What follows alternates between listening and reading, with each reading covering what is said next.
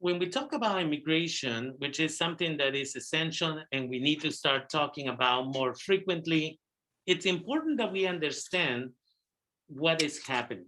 In fact, I just updated my hashtag on my Facebook pages and on my Instagram a few minutes ago, and I'm gonna update it in other places, and I'll be doing more TikToks tonight and tomorrow about this. But the hashtag is Biden more of the same. And I've been saying that for a while. I actually asked one of my graphic designers to design a quick, flyer that says hashtag Biden more of the same. And I know that that upset a few individuals, including a colleague of mine, who said you need to give him time. And she's made that comment on my Facebook page a couple of weeks ago. And it's like, no, we are seeing exactly the same behavior that we saw before. And that behavior is exactly the same behavior that Obama was, the same actions that Obama was doing. Now, Obama was the deporter in chief, as he is one of the names that he earned, because what he did is he ended up deporting the largest number of individuals in the history, which is 3 million people in a period of 8 years. The Biden administration is doing exactly the same. Just today, it was found out at about 9 in the morning that the Biden administration has been trying to push the Mexican government to grab everybody who's coming from Central America at the Mexican Guatemala border, grab them and throw them back. And by doing so, Biden will do exactly the same tactic that Obama did with the Merida Agreement, where the United States provided billions of dollars to Mexico to use military action and police to stop all immigrants and return them back to their home countries. The problem with it was that Mexican authorities ended up raping and killing and robbing all these immigrants. And so we need to take the right action in order to be able to, again, protect these individuals. Obama started that approach. Now, again, it was in the New York Times today where it says the Biden administration is quietly pressing Mexico to curb immigrants coming to the US. Again, this is exactly what Obama did. This is exactly what the other individual did in the previous administration. And it is exactly what Biden is doing. And he was hoping that nobody was going to find out. And the word got out now. And so, again, hashtag Biden, more of the same, because he is using the same tools to try and reach the same, outcomes. And so it's important that we pay attention to this. And it is important for us to understand at the same time why we come to this country. We come to this country for two different reasons. Many of us are not immigrants. Many of us are refugees. There's a big difference. An immigrant is somebody who just says, I would like to migrate to this other place and try things out. A refugee is somebody who must move to a new location because of violence, whether it is civil unrest or because of economic reasons. Now, if you really want to look into it, I suggest you look at the video, which is a documentary titled Harvest of Empire, or you read the book of the same name, Harvest of Empire, that will give you a historical perspective on why many of us had to become refugees and come to the United States. Right? We didn't just come because we wanted a better life. We could barely make it. And at some point, many of us and our people were not going to make it. And a lot of it is a natural result of the United States actions in those countries. So the second hashtag for tonight is we are here because you went there. And that is because, again, look at many of the actions, whether it is the coup that was executed against Evo Morales most recently, the attempted coup that was done against Venezuela, This is after many attempts to kill him by the United States, the president of Venezuela by the United States. We've done the same thing. We've invaded Haiti in the past, the Dominican Republic, almost every country in Latin America.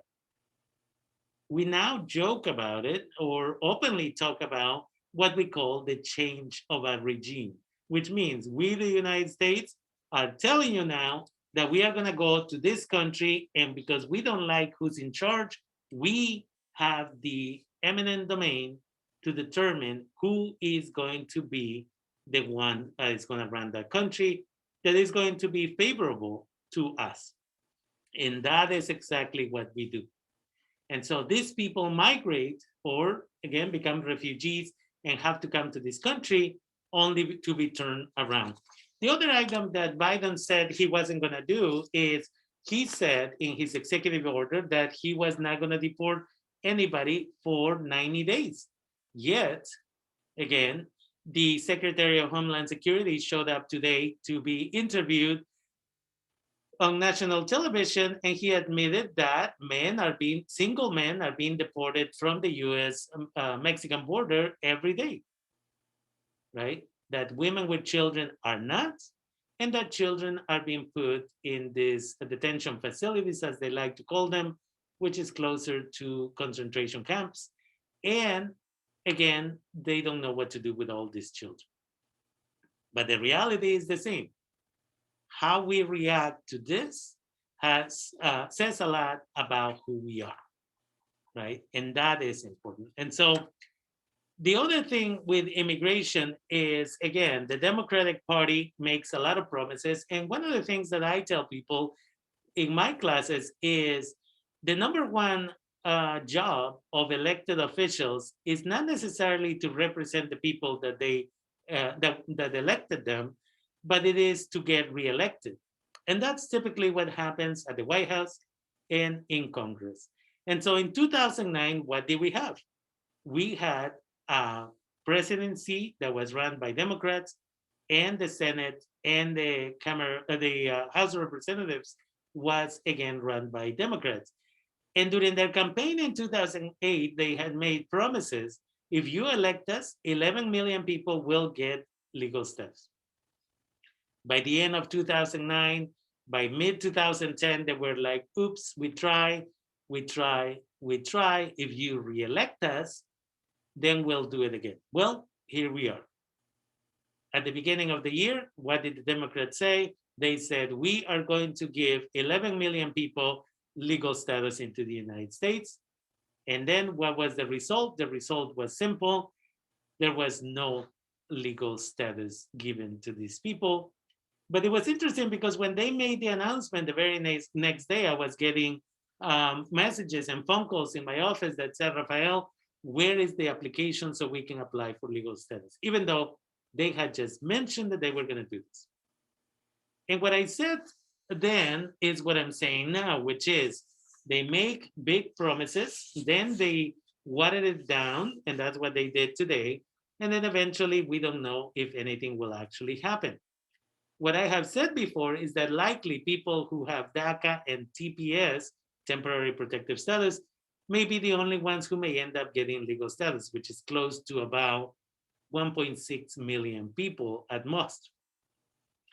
And so, interestingly enough, just about 2 hours ago, the House of Representatives passed a proposition. Again, this is not the law, this is the first step towards this, where now they have approved that, again, people with DACA, people with TPS, and people who work in some jobs in the fields will likely, again, get legal status.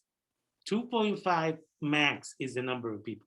So we're not talking about 11 million anymore. We're talking about 2.5. And now it's going to the Senate, where they're going to have a very difficult time passing anything. And that's where negotiation is going to happen, where that's where maybe instead of 2.5, it could become 800,000, just the DACA recipients. It could become, a lesser number. And so, again, it's important that people don't get their hopes up, but it is important for people to get involved. A politician's job is to get reelected. Their second job is to support the people that donate in the thousands and thousands of dollars to their campaign. And then possibly down the line is to represent the people of the state that they come from or the district that they're representing. That's how politics works in the United States. And again, this is the latest update on this. And people are going to have to decide if they are going to stay quiet, if they're just going to allow this to happen, or if they are going to participate in the system that they call a democratic system that they choose to live in. Okay. But again, we need to change our mentality. People don't just migrate to this country because they want to. People had to come to this country, and they are not immigrants, but they are refugees. And you, as either a US citizen, an ally, you're going to have to decide what you're going to do to either support or not support the movement. But one of the sad things that I see is, again, some of these individuals with DACA, some of these undocumented individuals with bachelor's and master's degrees that in a split second will sell their own parents down the river as long as they get legal steps. And so while I've been here, I check my Instagram, and someone that I have a lot of respect for already posted it. The Dream and Promise Act passed the House. Now let's win the Senate. One step closer to a path to citizenship. And that's it. And that's it.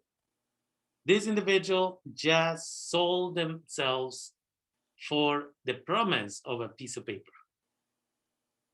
And as long as this keeps happening, there will always be people who will sell their souls as long as they are deemed, given the opportunity to possibly someday become a member of this community. So I invite you all, spend time with your families, educate yourselves, educate each other about this thing. And again, one of the greatest books that you can read, or if you don't have time to read the book, you can watch the documentary. It's called Harvest of Empire. And it's a great view on what's going on. I just showed it in my class a couple of weeks ago. I don't have my students read the book because it would be too many books for one semester, but they watch the documentaries an hour and a half, and they get a lot of the information.